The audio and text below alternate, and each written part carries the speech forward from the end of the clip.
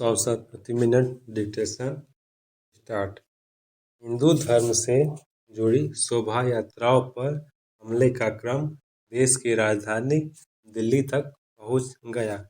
जहांगीरपुरी में हनुमान जयंती की शोभा यात्रा पर भीषण हमला और आगजनी ठीक वैसे ही है जो हम मध्य प्रदेश के खरगोन से लेकर गुजरात के खंभात और राजस्थान के करौली में देख चुके हैं। दिल्ली, गुजरात, झारखंड, बंगाल, कर्नाटक, मध्य प्रदेश आदि राज्यों में हुई इन हिंसक घटनाओं के बीच कुछ समानताएं दिखाई दे रही है।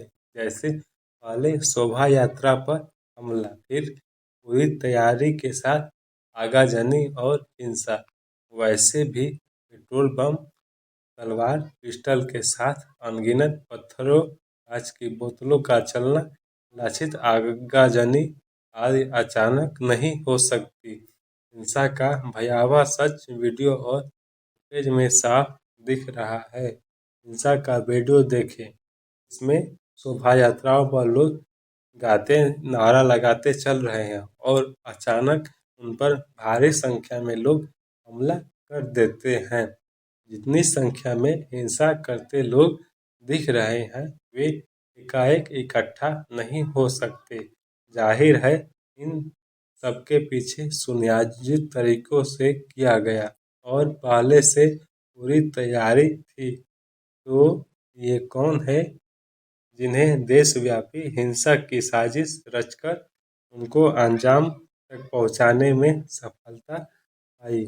इसका एक उत्तर गुजरात के आणंद जिले के खंभात इलाके में 5 अप्रैल को एक धार्मिक जुलूस पर हुए हमले के आरोप में पकड़े गए लोगों को पूछताछ के बाद पता चल रहा है। गिरफ्तार लोगों से पता चला है कि उस हिंसा के पीछे मौलवी रजक पटेल था। मौलवी रजक घटना को अंजाम देने के लिए जिले के बाहर और कुछ विदेशी लोगों के आवश्यक धन की व्यवस्था को लेकर संपर्क में था। जैसे ही उसे पता चला कि रामनवमी जुलूस की अनुमति मिल गई है, तो उसने 3 दिन के भीतर पूरी व्यवस्था कर ली। जाहिर है, पहले से ही तैयारी हुई होगी। कब्रिस्तान से पत्थर की योजना देखने इसलिए बनाएगी ताकि पत्थरों की कमी न हो। अभी तक छानबीन का निष्कर्ष है कि इन लोगों ने देश में शोभा यात्राओं की हिंसा इसलिए की ताकि हिंदुओं के अंदर भय पैदा हो और वे आगे से यात्रा न निकालें।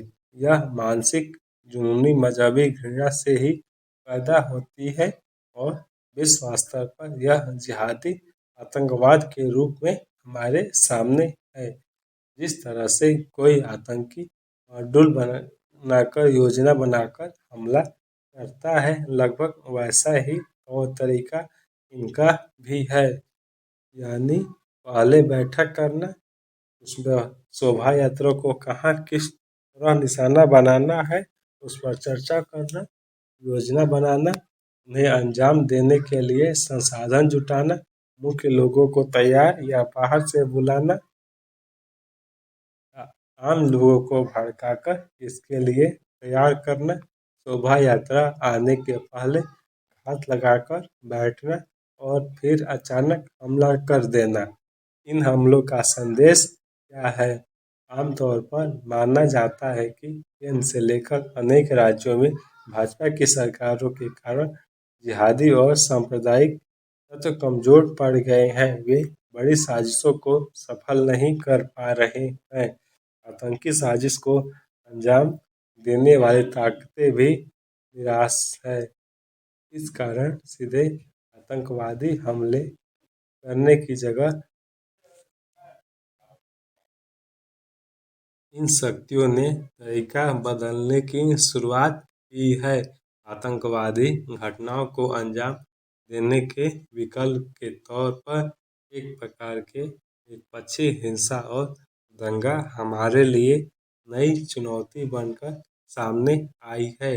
राष्ट्रव्यापी साजिश रचने के पीछे पॉपुलर फ्रंट ऑफ इंडिया जैसे संगठनों का हाथ होने की बात भी सामने आ रही है। पीएफआई पहले से सुरक्षा एजेंसियों के रडार पर है। इसके बावजूद यह संगठन एक पक्षी सांप्रदायिक हिंसा की साजिशों को अंजाम देने में सफल हो गया। क्या उसकी गतिविधियों पर नज़र रखने में हाल के महीनों में ढिलाई बरती गई?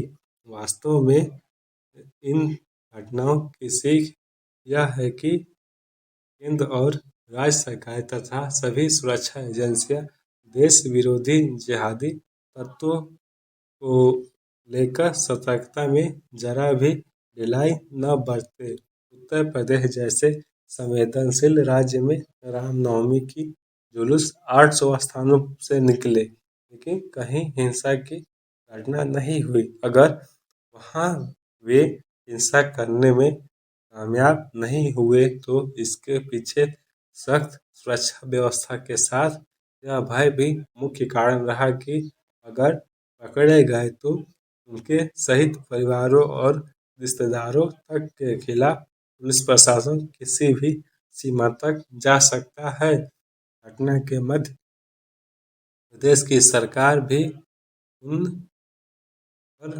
बुलडोजर से ध्वस्त करवा रही है, जिनके चेहरे साफ तौर पर वीडियो फुटेज में मिल रहे हैं। इससे वहाँ भी भय पैदा हुआ है। आगे इसका असर होगा धार्मिक आयोजनों पर हमले और बाद में हिंसा को अंजाम देने वाले आतंकवादी ही हो सकते हैं।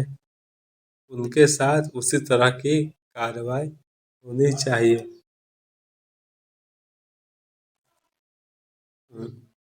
विडंबना देखिए कि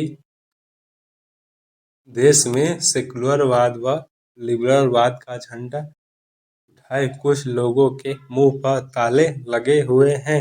यही हिंसा मुस्लिम धार्मिक जुलूस पर होती तो तूफान खड़ा हो जाता। संभव है कि टूलकिट भी बन जाती और दुनिया भर में प्रचार होता कि भारत में फासिस्ट शक्तियों का राज आ गया है, जो हिंदू धर्म के अलावा हर मजहब की हिंसा की बदौलत नष्ट करना चाहते हैं। एक मस्जिद पर कुछ युवकों द्वारा भगवा झंडा लगाने का कितना प्रचार हुआ, इसे याद करें। यकीनन यह गलत है, उन्हें भी रोका जाना चाहिए, किंतु उस घटना पर आवाज़ उठाएं और इतनी बड़ी हिंसा पर चुप्पी साधे रहें तो उसका झूठ और पाखंडी माना जाएगा। जो भी हो, हम सबको इन घटनाओं के बाद ज़्यादा गहराई से अपने विचार और व्यवहार पर विचार करने की आवश्यकता है।